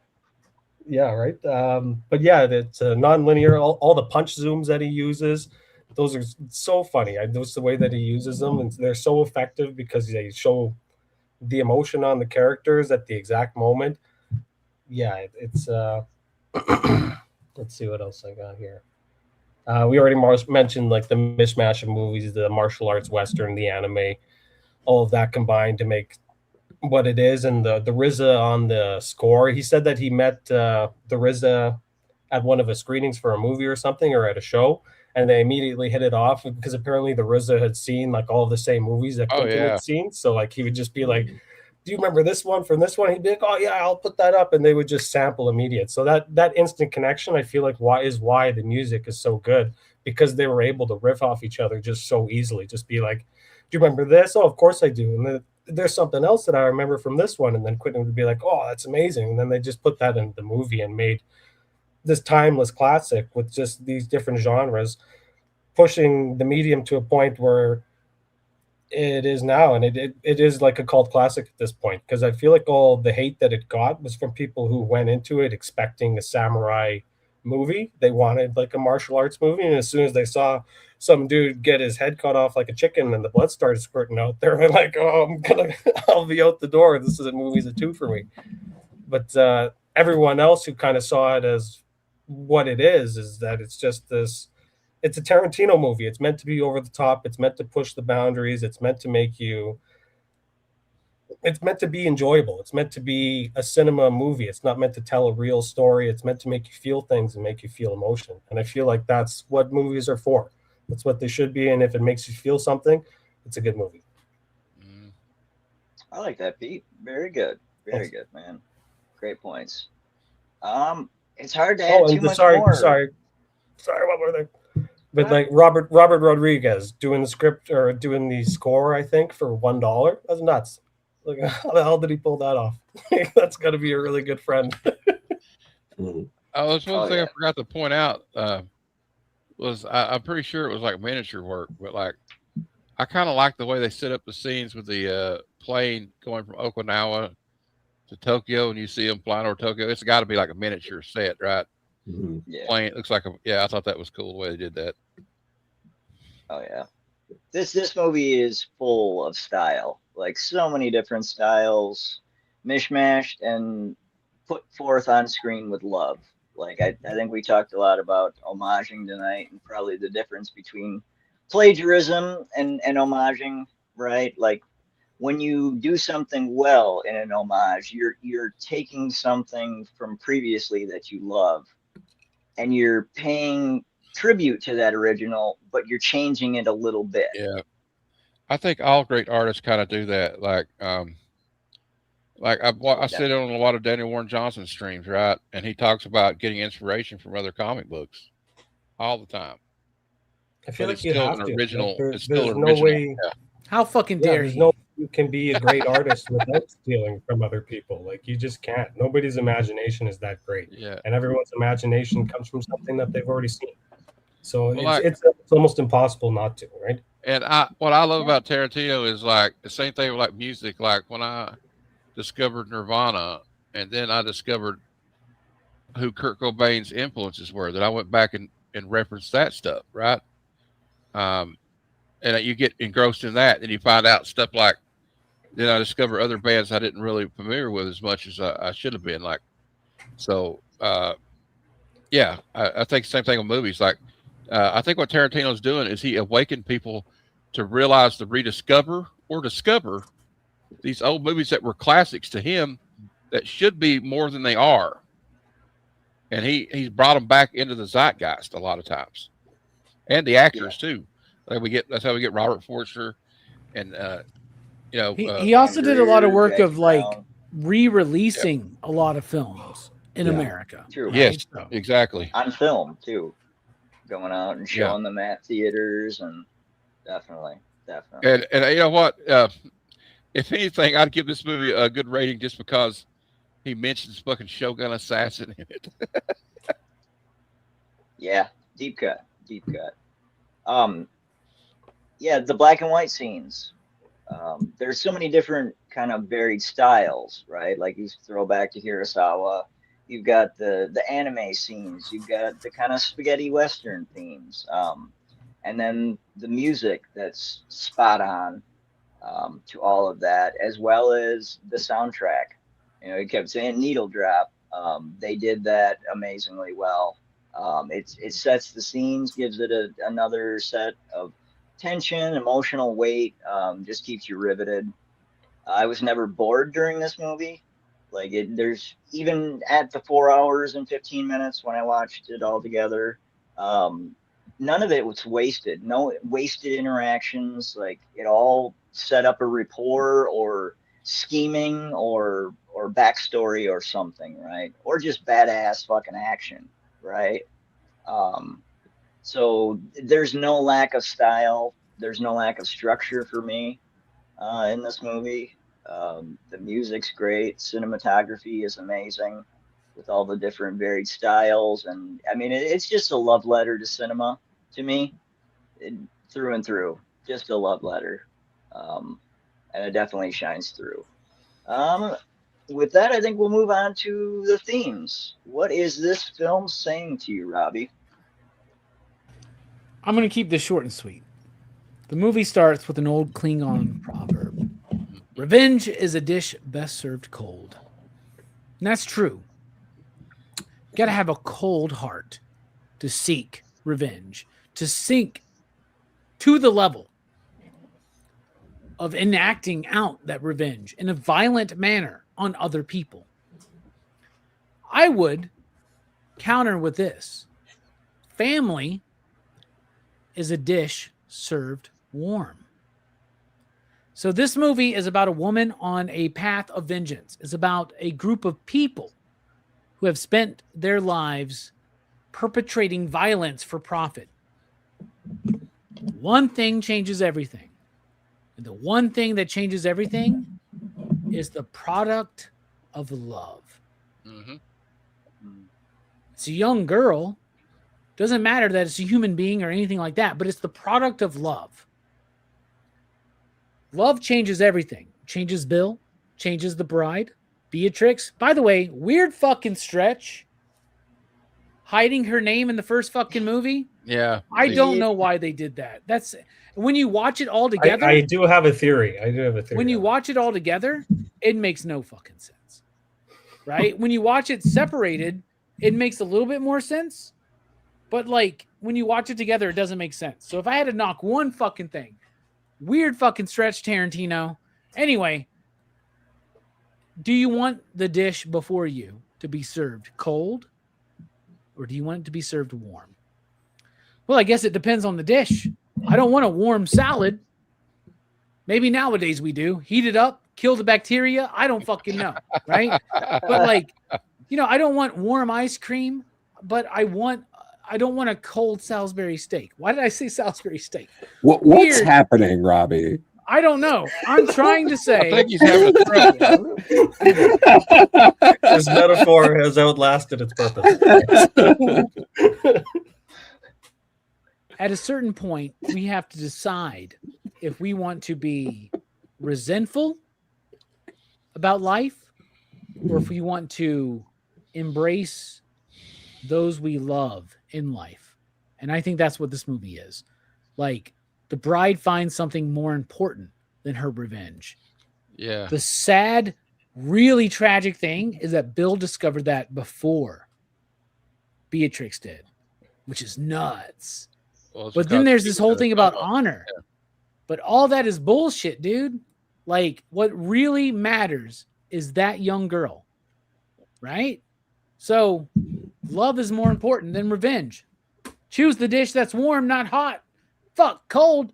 Fuck it. Go on. Matt, what do you think? I think I like what you said. I like most of what you said there. I agree with. Also, I think the girl did change everything because once she finds out she's pregnant, she wants nothing to do with his life anymore. She just wants to take care of that child. And it's about the whole movie. The movie is about bloody retribution. It definitely is. It's about a woman trying to get revenge for what she thinks they took from her, the life they took from her. And she goes along the way and she discovers the girl's still alive and it changes everything. She's ready to go in there guns blazing on Bill, right? She's ready to just go in there and just cut this guy to pieces. And then she stopped cold in her tracks when she's that little girl. So it's kind of heartbreaking too, that like it took like these two realized what was important, but he'd already done something that was like a bridge too far at this point. This dude's got to die now. How could she ever trust him again? You know what I mean? There's no way. He went in there and killed all these people that didn't even have anything to do with it. And like he admits he overreacted, but it's a little too late to admit that after the fact. As also, I think it's about the consequences of her actions. And I think maybe also, I think most of these people realize this was, if she ever came out of that coma, this was a Bill there. Why did Bill leave her alive? He could have had her flatlined right there. He could have had Ellie just stick that. Because he loved her, man. He Yeah, chose he couldn't love do it. at that He moment. couldn't do it. And I don't think people even understood that. And like, but also, He overreacted, man. Come on. I think these people knew if she ever got back what was going to happen to him, because they all knew she was a badass, right? So like, and it's about the love of the movie's also, to me, the theme is the love of a mother. A mother will do anything for their child. What do they say about a bear or any other wild animal? They're more dangerous if they've got children around them, if they got their cubs around them, right? You definitely don't want to fuck with a bear or their cubs or something. Of course, we see some idiotic influencers of that shit all the time. They're going to get mauled one of these days. But like, my mom was like that. My mom was an intensely protected person to me because I'm her only son. So like, she would, I don't know if she could kill 88 fucking samurais or whatever, but she'd damn sure try, you know. And I also, like, I couldn't go another show about referencing another movie. So it's kind of like a quote. I remember Jack Nicholson says in The Departed to Leonardo DiCaprio about his dad. if your dad saw me talking to you, he'd kill 5 guys to get next to me. So this right here, this girl right here, it's like when they did this to her, that was it. When a mama bear goes in that protective mode, you're fucked. And that's what especially if she's a deadly assassin. So I don't know if any of that made any sense at all. Joe, go ahead. No, you're fine. This is what's so interesting We're about just taking the this show movie. away from Chad. I love it. Yeah. Hey, I'm so sorry, Chad. No. What We're all just like, pass the baton. I've spoke too much, man. I'm sorry. I talked too much, man. that's good. I just No, I'm no, spiraling. I'm spiraling. Somebody take this. I from love me, this movie please. so much I can't shut up about it. No, it's all right. I feel like this movie, like it's using violence as a metaphor for toxic relationships, right? Like it's an over-the-top violent movie that at its core is really about like deeply personal sort of like relationship issues and like issues that are so often resolved fairly, like just by talking and this and that. And in most of the situations, not all of them, but in most of them, there is this bit before someone dies where it is kind of like, it doesn't have to be like this. Like they have these kind of like moments, and you know, it's really sort of the story that you can like internalize and be like, you know what, like we do dig our own graves, and we do often find ourselves in easily avoidable conflicts, and this movie is like, you know, just cranks it up to 11, right? Of like these easily avoidable kind of conflicts that involve people who actively don't want to do what they're doing and do it anyway. I mean, I think it does that brilliantly. And there are ramifications for your actions. Yeah. Right? That's something set up in this movie too. Yeah. Yeah. And one of the other interesting things that didn't get brought up was just sort of the poetry on how the movie, especially when you watch, you know, both together or, you know, the whole damn thing, it bookends with like, come on, I have a kid, don't kill me. And then she finds out she has the kid at the end, and now she's in a different situation. Maybe she wouldn't have killed Vivica Fox if she realized she was still a mother. That's in that first scene. Point. That's an interesting point, Joe. Yeah, like I think this is I think this movie says an awful lot, and I will yield the floor. Yeah, that's an excellent point, Joe. I like that. Yeah. Thank you. Great point, but Pete, how do you? Awesome. Yeah. So what this movie is saying to me, the theme, it's like about the challenge and the aspects of motherhood, right? Kind of what Matt said. So we see her, she's an assassin. She's devoted herself to Bill entirely. She is ready to do anything for him. And she says that she would basically die for him. Yeah. Until that strip turned blue. That's what she said, right? Until she saw that she was pregnant, she was ready to do anything. But as soon as she got that little significant moment that she realized that she's no longer living for herself anymore, that she's going to be doing this for someone else. Yeah. Her entire life flipped. She flipped like a switch, and she decided that this is what she wants to do now. And to me, the movie is describing that challenge and that aspect to real life mothers who have to make that decision to start raising a family, to give up on dreams and aspirations in order to start living a family, because that's a really big decision, right? And it's not often that males, being that this is an all-male panel, we don't really experience that at all. We usually keep our careers, we don't stay at home, we usually are not we're not burdened by our kids as much as mothers are, and I feel like that really gets looked over, and I feel like that's what Quentin was really trying to do with this movie, and I feel like that's why he was so confident with Uma Thurman, even And I feel like that aspect of the movie, the mother aspect, was written in after he knew that Uma was pregnant. Does that It was make written sense? in after Uma knew she was pregnant. Uma helped develop the story. Yeah. When he met with her in New York in like the 2000s, like they added that element to it because she realized she was becoming a mother. Also, if you think about Exactly, yeah. if you think about it, Tarantino was raised by a single mother. Yeah. Mhm. Yeah. A little bit of So influence of he that in understands the script. weight and the Yeah. struggle and the strength that it takes to actually do this, and Yeah. to have a man who's not involved, like he knows that 100%. So, and another thing that is a theme of the movie is that what it takes to overcome your fears, overcome all those things, and become a mother. She did that. She chose that life. She decided to do it. She cut off everything. And then the theme of the movie, it's like the personification of the grief that it feels when that's all taken away from you. When that's stripped away, you have no choice. And for me, the visual personification of her killing absolutely everyone in the movie is her dealing with that. And it's a visual representation of her feelings and her absolutely killing everyone that's in her way to get to what she wants. And she wants revenge. She wants to kill the man who did this to her. And that's Bill. That's the name of the movie. That's what it is.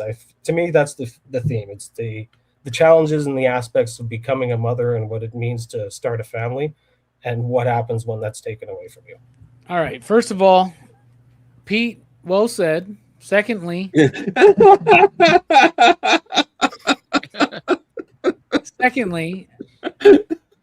I slightly resent what you said because I am a single cat dad.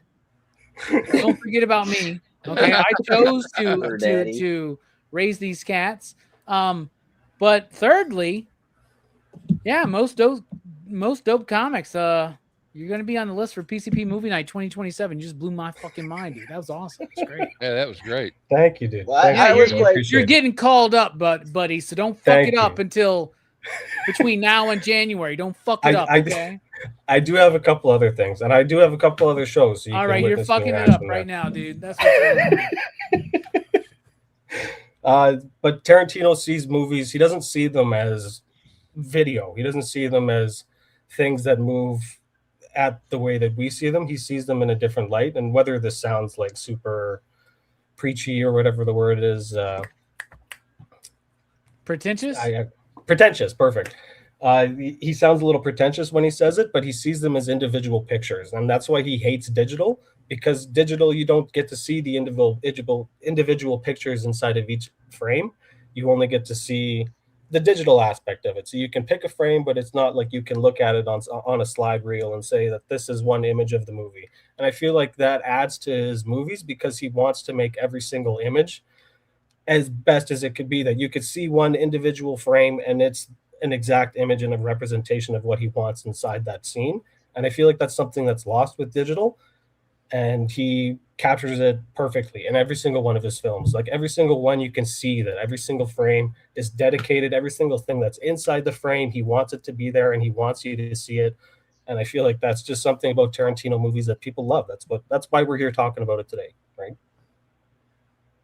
Yeah.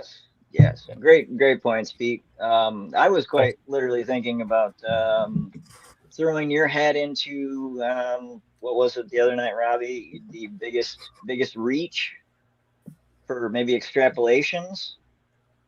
I think you, Joe, and Pete there could definitely pull some shit out. And I'm counting myself in as a big bullshitter, but you guys are up there. We're not Great points, bullshitting, Pete. man. That's No. what the movies are about, man. Yeah. Did you watch the movie? Jesus. Wow. Yeah. Motherfucker says he watched it twice, and he says we're pulling shit out of our ass. Is what He only just saw said. the yellow bodysuit. It's fine. You know what, Chad? Okay. Fuck you, man. Wow. You're fucking off the list, man. Oh God. Well, Pete's going up, so There you go. Fuck you. I've been buddy. banned so many times and unbanned. I'm not worried about it. Do not test me. Do not tell me you're not worried about it, bro. I will fucking outcast you. It'll be tumbleweeds, brother. Tumbleweeds. Nobody will talk to you anymore. I'm just joking. I don't have that power. I'm just joking. I thought fucking Matt fell asleep for a second there, man. I'm No, I glad was you're just alive, laughing bro. at you. I was just laughing at you. They had great themes all around. I don't think I can add a whole lot to it, except for maybe pull a couple of those together. Pete really brought up the single mother thing. But I would also like to throw it to Joe, where he's talking about the toxic relationships, right? Like, she's doing this to protect her unborn daughter from who she feels is a violent, possibly abusive person, right? Like, which would go into your toxic relationship. She runs away and goes and works in a used record store with the country bumpkin and just kind of Yeah. starts over. And Well, you know what? Now you think about it, Chad, that monologue part where Bill's talking to her about her daughter discovered death, and the way he's kind of talks about with glee, the way she stepped on that fish and killed Emilio, and I'm like, it seems like he kind of enjoyed her learning that or something. Like, it was kind of, I don't know, it seemed kind of twisted to me the way he talked about Yeah, it. he wants to push her in that direction, like 100%. Like, well, either that, but like, I honestly think it's like a part of him. Like, I want her to see the world as real, and that's real to him. Life and death, like that's real. Yeah. On, off.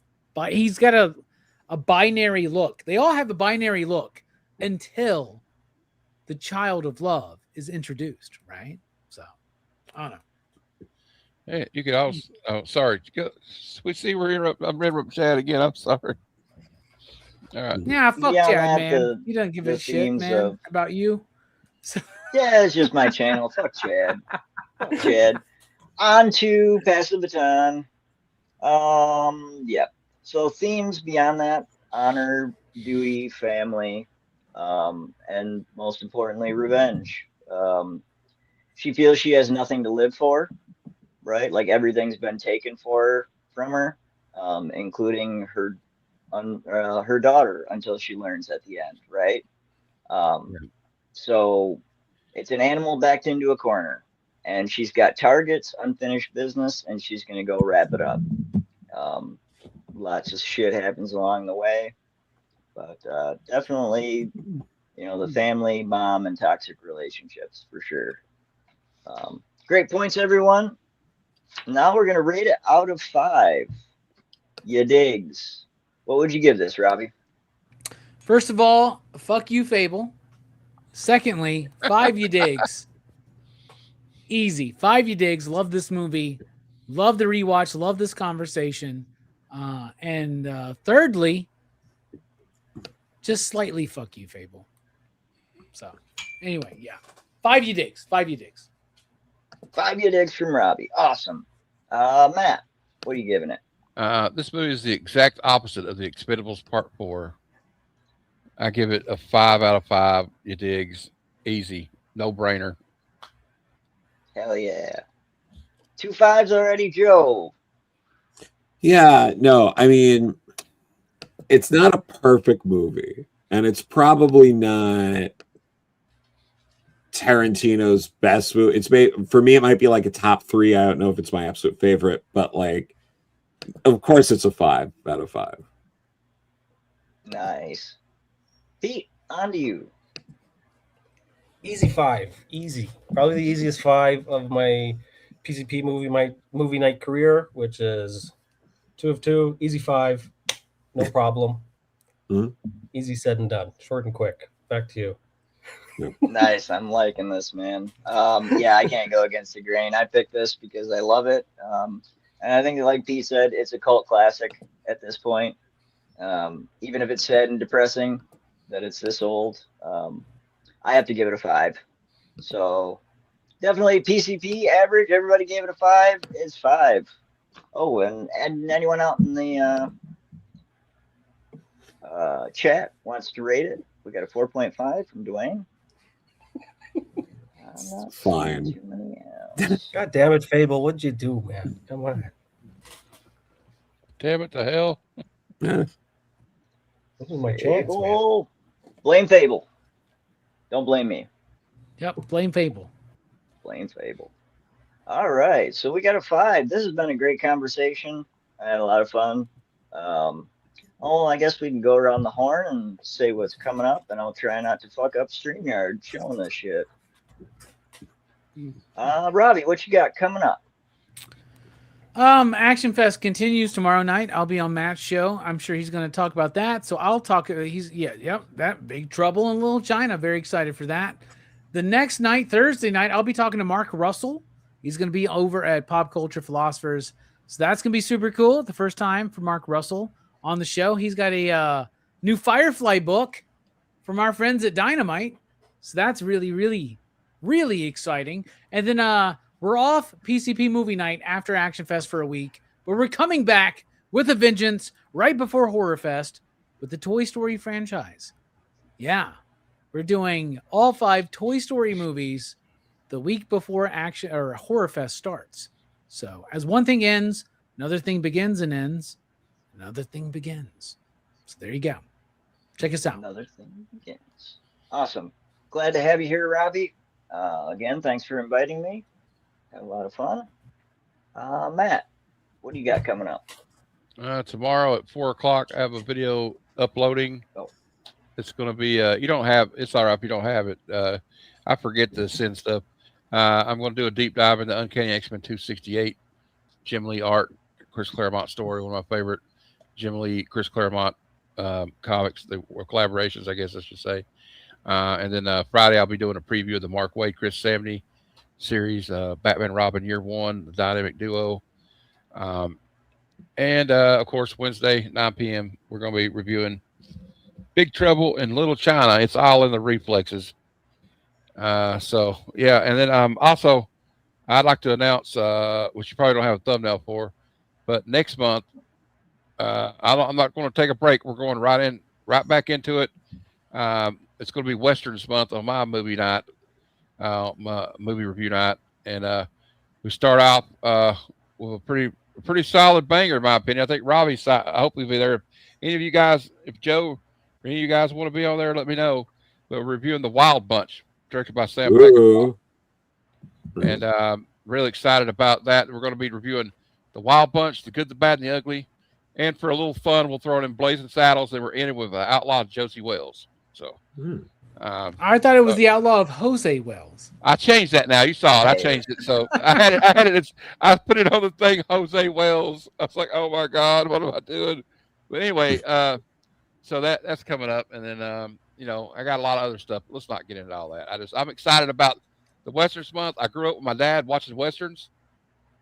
And I used to be like, oh God, he's showing another boring ass John Wayne movie or something, right? And now it seems like the older I get, I have an affinity for him. So, all right, that's all I got. Hell yeah, I'm pumped for The Wild Bunch, dude. That movie is fucking brilliant, dude. I'm really pumped. Yeah, that's one of my all-time favorites. I'm a little bummed I'll be on my way to StatueCon, or I'd be on that one. I'm excited to be in Big Trouble in Little China tomorrow, though. That's going to be a good time. That show's going to last 4 hours, probably. Jack Burton and the Pork Better Chop fucking not, man. I'll just leave, dude, at hour 3, dude. I'll just dip out. I swear. Well, okay, we'll try to keep it to like 2 hours at least. He's pulling the bit. Joe, what do you got coming up? Oh, I got what was it? I'm going to be at a bunch of cons coming up.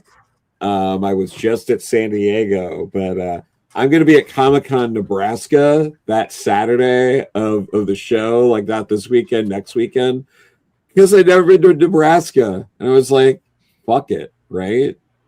Like, you only live, I've never been there. They've got a zoo. I haven't been to a zoo in a while. Get some cheese curd while you're there, I guess, in the Midwest. I feel like it's more of a Wisconsin thing. Cheese. I don't know what they fucking do there in Nebraska. Are they the ones that do like the like deep fried fucking butter? That's Iowa, right? Like, I don't know. That might be Iowa, but like, so apparently Omaha has been argued to be the birthplace of the Reuben sandwich. Oh, and I love a good Reuben, so I'm going to like the place you go to for a Reuben in Omaha. Yeah, Omaha is also the birthplace of 311, just so you know. Ooh, and it was the birthplace of Malcolm X, so I got to pay tribute to him as well. Nice. So you're gonna have a on there. Reuben honoring Malcolm X, listening to a 311 song, right? At Why the is zoo, reading? yeah. Why is Zoo. reading? It's convenient. Also, It's you got to convenient. be Joe. You got to be reading the Alex Haley biography with Malcolm X. Yes. And then the week after that is FlameCon in Manhattan. That Chase and I are going to be tabling there, so we'll probably bug Fable or something to come by. And then the week after that is Anime NYC, and I'll probably be there at least one day, probably helping out Space Between Entertainment, Pat Shand. I'm so tired. I'm so tired. What am I doing? But but yeah, I'm doing all that, and then I have my biographical graphic novel Ruth Roach that you can pre-order now. I'm going over a PDF right now, so hopefully in the next week I'll have something to shoot over to you, Robbie, so you can read this book that I spent years researching. And if people don't like, I'm going to be so bummed about it. Like, I got to be real with you. I know a lot of like creators don't just outright say it, but like, I'll be so like, damn it. Like, it's going to, here's the thing. It's going to suck because this was like years of my fucking life. So like, if people don't like this, like, damn. It's gonna be really bad when I go like, "Yo, I read Joe Corallo's new book. You know, it's alright. It's solid." To your digs. I'm just gonna get a message from Robbie being like, "Dude, like, maybe we just don't talk about the book. Like, what? You know, so that'll be fun." I want to buy a copy. It sounds cool. Thank you. We got one, guys. But too, man. I'll wait for the review. I appreciate. Yeah, wait for the review. But that's enough for me. Keep going. Joe, it was great having you here, man. Hopefully you'll come back for Horror Fest if I haven't been kicked out by then. No, you're still good, Chad. You're still there. You're still good. Okay. Just checking. Everyone, check out Joe's Instagram page, and he has put up his upcoming shows and the book that's coming out. Please support him. Appreciate it. Yes, please. Thank you. Yeah. Pete, where can the people find you? What you got coming up, man? I am on Instagram at Mosto Comics. I will be on Fable's show July 31st for the John Wick franchise. That'll be super cool. Don't know how introspective that's going to get, but I will be there. I will be talking about some cool guns in John Wick, and that'll be pretty cool. So, also August 11th, we will be at on Stu's channel. I believe it's Stu's channel, not Eric, but I'll be with Stu and Eric reviewing the original TMNT. Really looking forward to that one. Love that movie. But other than that, I'm not traveling. I got no money. I am not going to any con anytime soon. I will be at the Edmonton Fan Expo in September, but that's a ways away. And I will not have a table. I will be paying for my entry.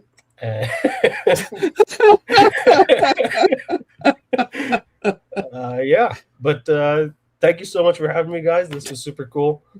Really glad to be here. Oh yeah, Peace. Like, I hate these fucking guys now. I'll never do another fucking show with these guys. Can I talk now? He's already unsubscribed to Pop Culture Philosophers and Heroes for Hire, and he's already dropped his pre-order for Ruth Roach. I'm surprised I'm still here. You guys are already blocked, so I thought it would just take me out. Yeah. Please like this book.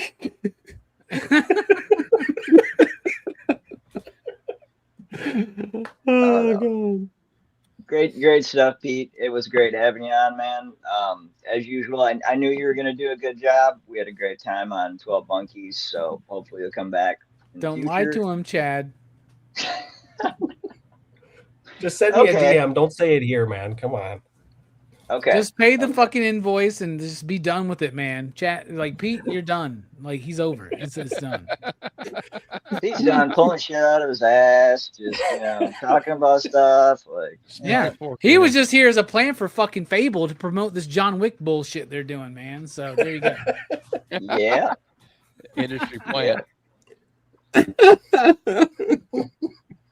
So I implore everyone out there watching on the rerun or watching live now, sub up everyone here.